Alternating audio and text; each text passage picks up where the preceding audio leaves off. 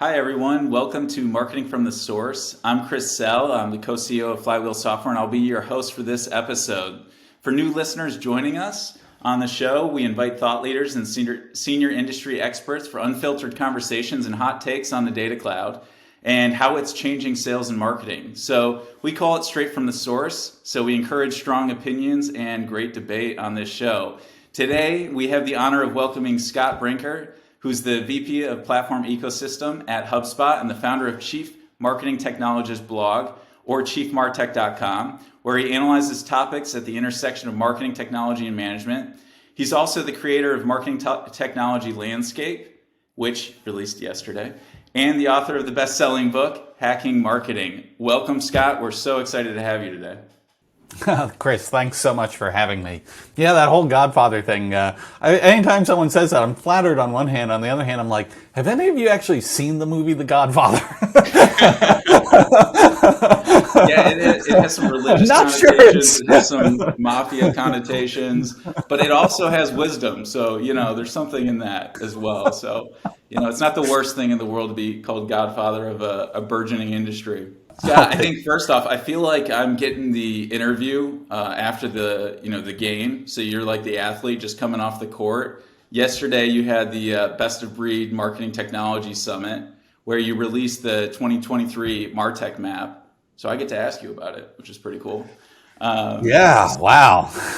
So, first, I just wanted to talk about the Best of Breed Marketing Summit. Could you give our listeners a little bit of an overview of what you talked about yesterday, and then we can get into the MarTech map? Sure. So my collaborator, friends from Arizona and I, we've been working on that MarTech landscape now year over year. And we figured every year when we release it, hey, it's nice to see how the industry has changed at that level, but we also wanted to make it a little bit of a bigger thing to celebrate, all the amazing people who work in MarTech and marketing operations. So we sort of coined this MarTech Day, the second Tuesday in May. And this year we also were happy to just invite some of the people who we learn from to come and speak and share some of their perspective. And Chris, I'm so grateful for Flywheel Software sponsoring yesterday's event. Franz and I having a chance to have a chat with you about the perspective that you've had, how this industry is changing. We get to debrief. Yeah, we got to do a session around the data cloud with Daryl Alfonso and how it's changing the marketing stack. And so I guess in the 2023 MarTech landscape, I know you just released a post around how it's seen 7,000% growth over the last 12 years. It's over 11,000 solutions at this point. I mean, obviously it's a crowded space. There's a lot of technology flying around. But are there any emergent trends where you're the most excited about right now? I know you talked about a few at the Best of Breed Marketing Tech Summit, but curious to get your thoughts there, and I want to dive into them. Yeah. Well, I think, again, if sort of step back from looking at individual companies and trying to get a sense of the broader evolution that's happening, I think three themes, that I'm really focused on right now. And I know you and I see eye to eye on a couple of these here, at least. The first is the shift towards a more universal data layer. I mean, for years and years, every MarTech tool kind of had its own database, and these databases were kind of their own little silos, and it's been a lot of work and challenge over the years for companies to connect and integrate across these. But over these past several years, really the rise of the cloud data warehouse is becoming like, okay, well, whatever different thing you're doing or whatever different data management you might have, sooner or later, stuff is making its way into the cloud data warehouse, and increasingly not just, flowing into the cloud data warehouse, but also increasingly flowing out of the cloud data warehouse back into these tools. I think this is phenomenal. This is really connecting marketers and their marketing stacks to a much broader, the rest of the organization. So very excited about that. Then two things that sort of tie into that. So the second one is this idea of composability, that increasingly, thanks to APIs for all this stuff in the cloud, we've now got the data all in the cloud, is marketers increasingly have the flexibility to compose, whether it's, workflows or apps or customer experiences across these different tools and data sets. And then the thing that, of course, everyone's talking about these days, is this inflection point we've hit with AI, which is now changing a whole bunch of the capabilities that we can do on top of that universal data layer and this wonderful API composability across the tool set. I feel like generative AI has been the cherry on top that kind of things were already moving so quickly with the other two trends. And that's the cherry on top that blows the whole thing up. So now it's just like hard to comprehend what's going on in the MarTech landscape.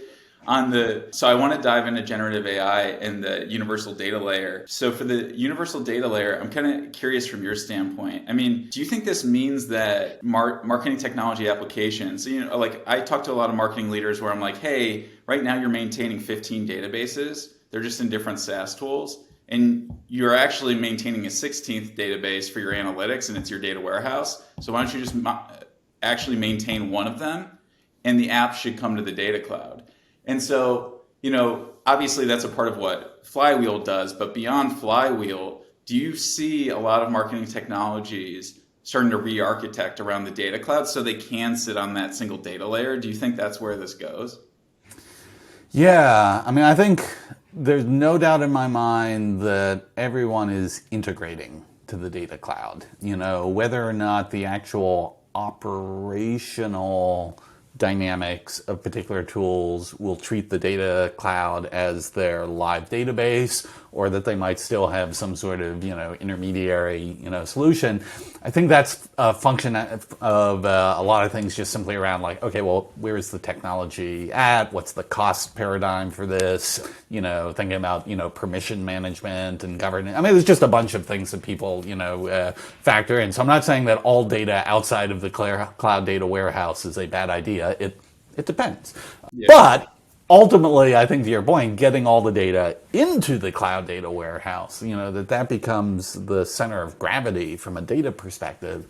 I think that just makes a ton of sense. Yeah. It almost becomes like more tightly integrated read writes to the data warehouse as the central data layer, but you can still maintain a separate operational store if needed for the the capability you're trying to unlock. So it's almost and I think that if needed is the operational phrase there. And clearly there's a lot of innovation happening with the cloud data warehouses right now. So I think that bar of where that makes sense, I expect is going to continue to evolve. Yeah, that makes sense. And you had recently posted on the kind of a new flow based on the universal operational flow for marketers on the universal data layer. And it was you had marketing operations going as a funnel as the old world to the data warehouse. And then a new world where it was marketing operations and it was going marketing operations to data warehouse, but it was a circular flow. And I kind of wanted to dive into that a little bit because you kind of asked the question, is this where things are headed? And I wanted to unpack that, what the thoughts were behind that post. Yeah, I mean, this whole space, and then, again, I mean, Flywheel software is actually a great example of this, right? I mean, you're pulling data from the cloud data warehouse and then being able to organize that and orchestrate that and then feed it out into the operational side of marketing. We're seeing this thing across like the concept of composable CDPs, the space that has been known as reverse ETL. So everything in the warehouses, right? The reason ETL was such a thing, is because we gotta get all this data into the warehouse. And then for years, the only thing you would see like hanging off the other side of the warehouse was perhaps an analytics tool, But now, reverse ETL was this concept of saying, oh, wait, let's not just, pull stuff from these other tools. Let's be able to take it from the, warehouse up back into those other tools. And so I think across the board, this has become a pattern that, it's still new. I mean, let's be honest. Like 2 years ago, there were very few people who were really actively talking about this. A lot of the early adopters, a lot of the larger companies on the leading edge. And now here 2 years later, it's actually become a very widely discussed topic across MarTech.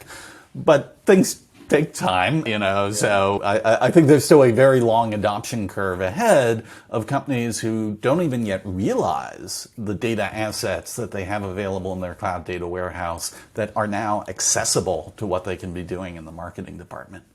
Yeah, it almost feels like it's reaching a tipping point where, kind of in your old world, the diagram with the funnel, everybody was using it as a sink they would put the data there for analytics. So they would just say, hey, this is probably good to have. We should bring this email open, click data, and all this interaction data into the warehouse because I need to produce a report for my executive team and decide how I'm going to allocate my spend in the next quarter. And so they would bring it there and just use it for visualization. And then all of a sudden, everybody's like, wait a second, we have a lot of data there. Maybe this is where the single source of truth for our customer data should sit. Can we actually use this to start experimenting faster and activate this out? So it's almost like they're discovering what they did by virtue of building analytics in the warehouse. And so, it's just dovetailing off your new world approach. That's one thing I've seen a bit is if you connect the two, you're bringing data to the data cloud as that universal data layer. But if you can activate it out again and orchestrate it and try experiments, then you can learn from them in the data warehouse, then try them again, and then you get that loop effect. So I loved it, not just because of the fact that it said flywheel in the middle, even though it was lowercase. I did. I loved it because of the concept as well, I swear. So I guess moving on from the data layer, I wanted to dive into generative AI. You've been posting a lot about generative AI, and I feel like it's been some of the things I really wanted to dive into were, one was the second order effects of generative AI. So how this plays out in marketing. And you had recently posted something about, essentially the buyers and sellers getting further apart, and there almost being this conflict of, you start with, hey, sellers can just create more content faster and it becomes really good. The content that you're showing in marketing to your buyers. Generative AI can help with that. But then you started looking downfield of, well, what does that mean long term? Do the buyers then have AIs reviewing the content and telling them what to buy? Can you just play that out for a second? Because I was kind of curious, how do you see us getting there, and what does that world look like? Yeah. And I mean, the disclaimer on all of this needs to be like, we are entering uncharted territory. So many of the dynamics here around AI at this point are what you'd call exponential, in nature. And it's just really hard to predict, the interplay between all these things. But that being said, if we take maybe just this one simple case and say okay, if you believe AI is going to by at least an order of magnitude expand the amount of content that gets created, and again, probably actually really good, highly personalized content. Great, man. We've been talking about this in marketing for 25 years, the dream of one-to-one personalization. And, it's here, and an enormous amount of it can be automated. Okay, that all sounds good until, you put on your hat of being a buyer in this world. And now, again, I don't know how much email you get flooding into your inbox. I get a few messages myself, every week. Yes, I get too many. I was But caught it's at dinner reading one of the emails yesterday, Scott, and it was a Zillow email. And I'm like, how did they get me? This is and my wife's like, we're just having appetizers and you're looking at your phone at a Zillow email. I'm like, I don't even know how I got here. So yes, I'm not looking Well, forward to I think there'll be a ton of magic moments that happen for people, with this AI. They'll be like, wow, that's incredible. That's perfect. That's a great message.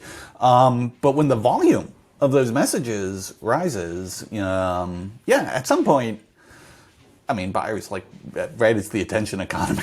We just only have so much time we can, be, reading emails or visiting websites or engaging, in these other channels, and so very quickly, I think buyers are going to have strategies for, okay, how do I navigate this? And I think a very plausible direction to that is that increasingly buyers will have their own AI tools. You can completely imagine a Gen AI ChatGPT-like layer on top of your Gmail or your Outlook, that says, okay, I've just gone through the 500 messages you received today, and here's my shortened summary of what you probably will want to pay attention to. And that the algorithm that's doing that is an algorithm that's trying to serve you, not an algorithm on the other side of the table, that's trying to serve the seller. There's a ton of different directions this could all go, but I think it's really interesting to think that ultimately, just like sellers had all this effort that went into search engine optimization, which is almost in some ways a precursor to this. As for SEO, It was about how do I serve the Google bot so that the Google bot, when it's serving my target customer, has what it needs to think it will do a good job. It kind of becomes like a much broader field of that. Is sellers are going to be like, okay, what do we need to do to support the tools that the buyers are going to be using to find what they want when they want it? Well, then it almost becomes like a billion LLMs you're trying to optimize SEO for. You're basically saying, hey, but now we do SEO for, a single algorithm. In that future, if it's everybody's inbox and it's their own assistant saying, what is Chris's or Scott's attention going in the attention economy? What does he have capacity for? It's your own SEO, essentially. And sellers got to optimize for your SEO. And so they're going to need AI agents to be able to optimize for all those different folks' SEO. I know we're far afield. We're about 20 years ahead here, but like, it is interesting that it kind of does break down the SEO problem where you're optimizing for hundreds of thousands of people's own search engine optimization, right? What they want to see. Yeah, although, again, I wonder, I actually don't think it's 20 years away. I think we're going to see a lot of change here just within the next 3 to 5 years. And that may end up being a conservative estimate. If you'd asked me at the beginning of the year, like how quickly things would be happening with generative AI, I would have absolutely underestimated that. But I think there might be interesting things that get discovered along the way. For instance, I don't know, like, we've had a standard with APIs forever of, like the REST, standard, or, more recently, like, GraphQL, APIs. I mean, this is sort of techno babble here, but, it's the idea of saying, like, listen, if everyone has their own random way of like engaging with APIs, that just like really slows down, creates so much friction, and so that, as we start to move to more standards for APIs, right, it accelerates innovation and productivity for everyone.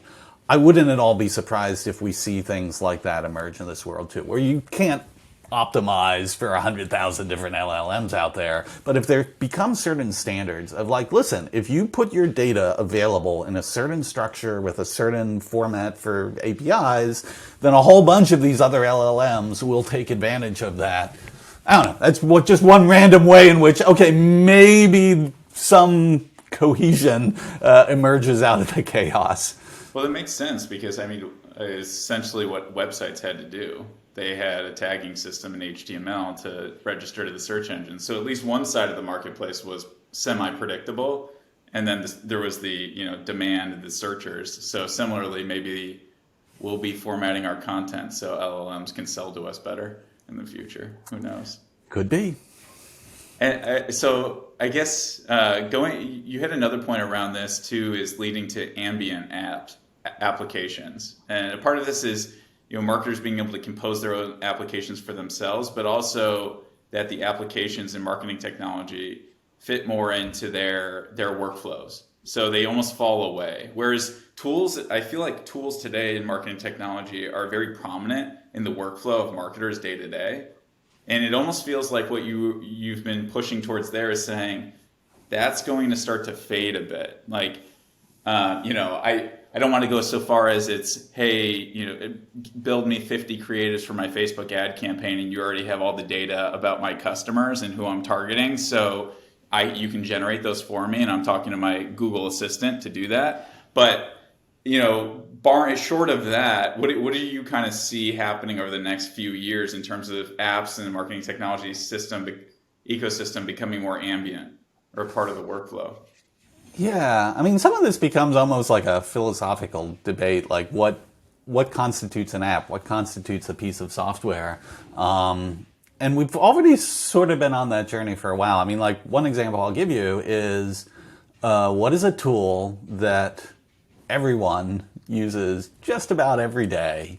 An incredibly sophisticated, massive piece of software, that everyone's using every day in a sort of freemium way. It's Google.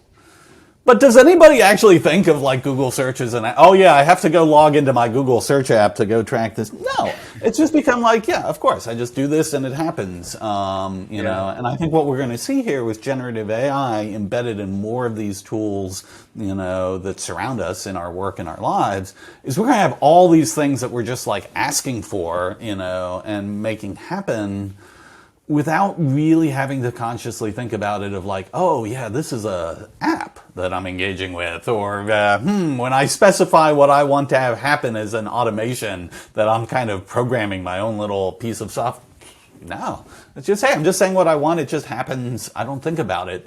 Even if behind the scenes, what it is this proliferation of what could be, from a software perspective, really considered, you know, apps or workflows or things like that. So Yeah, I mean, I feel like Google is the ultimate example of the ambient app. So if marketing technology can go in that direction, it makes a ton of sense. And I guess, are you seeing any applications? I usually kind of I see two big pieces of marketers' workflow. It's generating the creative, and then also the targeting for their campaigns. Then obviously working the different channel tools. But in creative and targeting, are you seeing anything interesting in generative AI? Any recent launches that you've been excited about?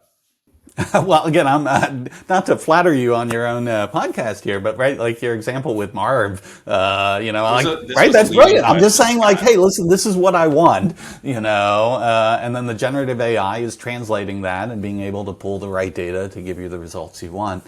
I think, yeah, we're going to see a lot of that. I mean, the things increasingly like Adobe, you know, in particular, they haven't been sitting on their laurels here with the impact that generative AI is going to have on the creative side of things, you know. So stuff like, what is that, like the Firefly, you know, this idea of, okay, not only do you create images with generative AI, but then you can manipulate them, and you can do the same thing with videos and evolve them, and you can do it in this very natural language interface, or in their case, even like this cool combination of natural language interface, but also like UI elements that, you know, let you do things that perhaps it's actually easier to draw on the screen or use a mouse to than even to put into words. Yeah, I I think all mean, this the stuff is going to be creative like a side almost. golden age of creative. Yeah, it feels like it's magic when you see that too. Your idea is brought to life that quickly, even with the Dolly model. You know, even when you're just typing in and seeing images, but that applied to creative for paid media assets and email is going to be insane to see where that goes. And what I'm curious about is how do we, and I was crossing my fingers behind the scenes when I asked about interesting launches and the data and targeting side. So my luck paid off. But on the targeting side with Marv, you know, the fact that you could just say, hey, I want to target this group of people and get an audience report back based on your data schema. I want to see how those marry up. Like, how do you marry up the targeting with the, because you have data on the customers in the data cloud. You have a natural language interface to say, hey, here's who I want to target and the experience I want to give them.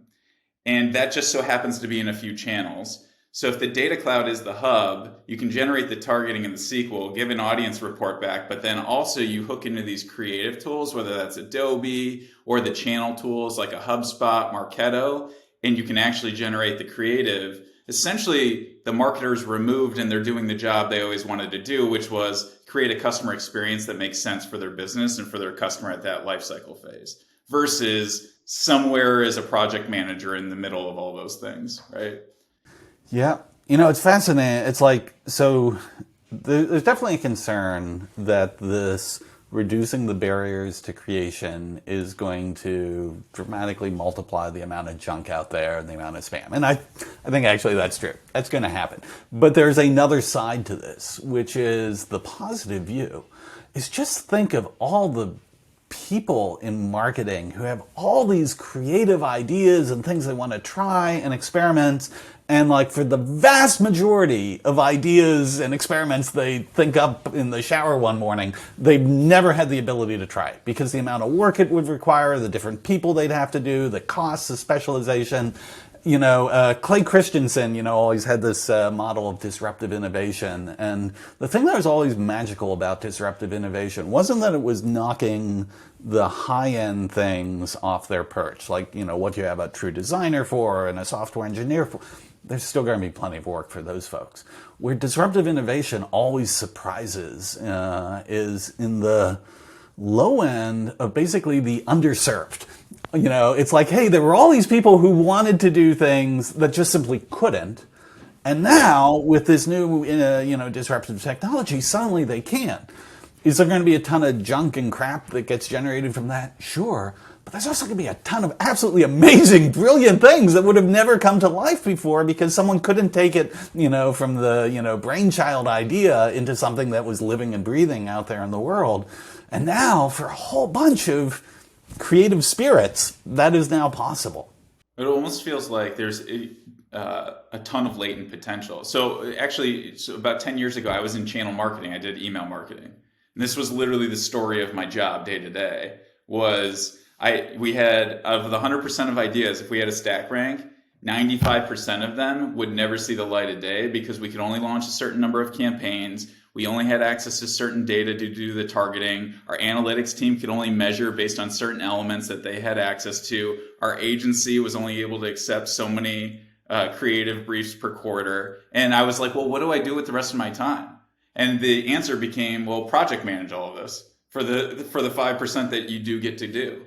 And that's why I got into marketing technology, was to try to say, well, this stuff should be easier. But I think you're right. Like, the job here, if we bring these things together, we can unlock that other potential, is the 95%, I guess, of all those crazy ideas. That does mean there's going to be some bad marketing out there, but it also means there's a lot of marketers self-actualizing. So we got to take the pros and cons.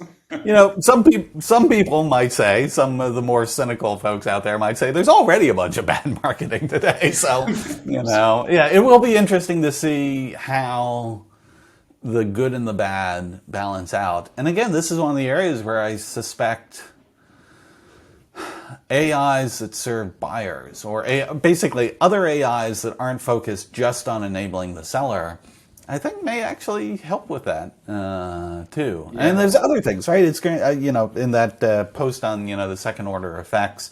The other thing you start to think is like, okay, well, trusted communities and trusted influencers.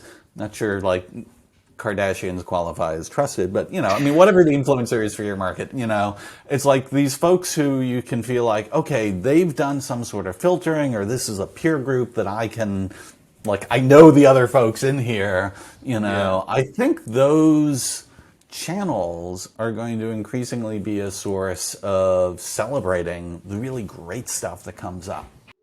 Yeah, absolutely. I think you're right. It's because as more of this gets generated, you're going to need that filter, right? Is what are the thought leaders thinking about it? And I guess I know we're coming up on time here, but I did want to ask you, where does this leave the, across these? I'm looking at generative AI. A lot of it is based on targeting, composability, being able to stitch marketing tools together. And then I'm looking at the universal data layer. At the cross section of all three of those is the notion of a customer data platform.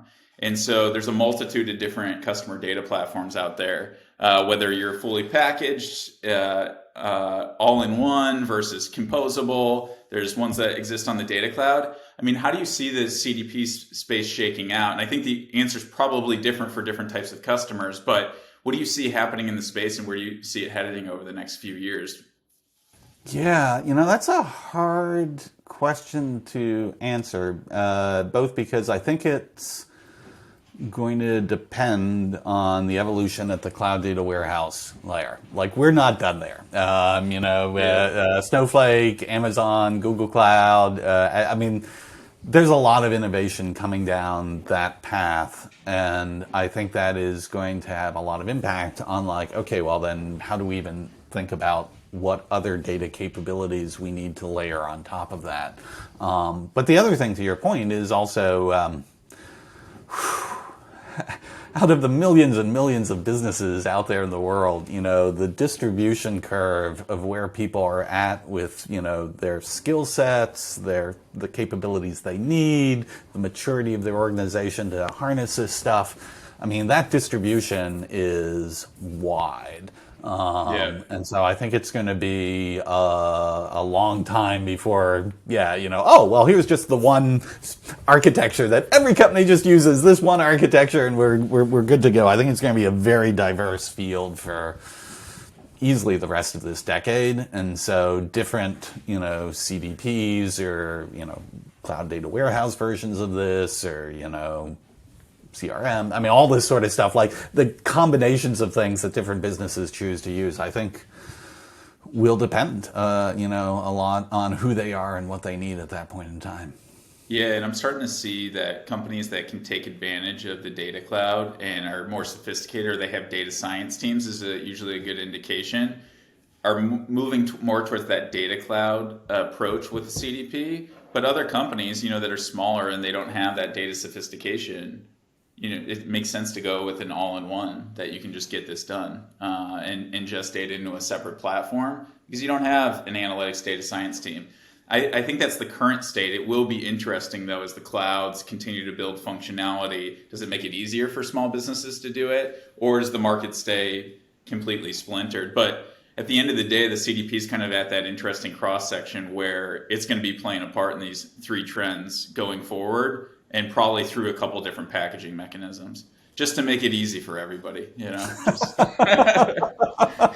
So we have to explain to everybody what a CDP is and what the different flavors are. We need something to talk about, Scott. So that's works for us, right? Yeah.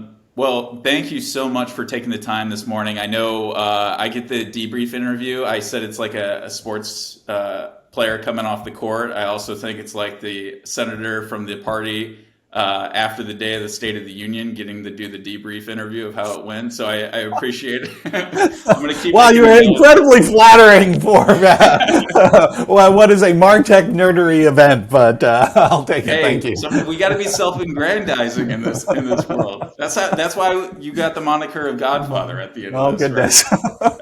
Right? But we really appreciate you taking the time, and also please check out Scott on the Chief Marketing Technologist blog, as well as chiefmartech.com. You'll also see the MarTech landscape on Scott Brinker's LinkedIn page. I would also encourage you to follow him on Twitter. It's where I learn all of my marketing technology news. So thank you so much for joining us, Scott. And we hope to have you on another episode soon.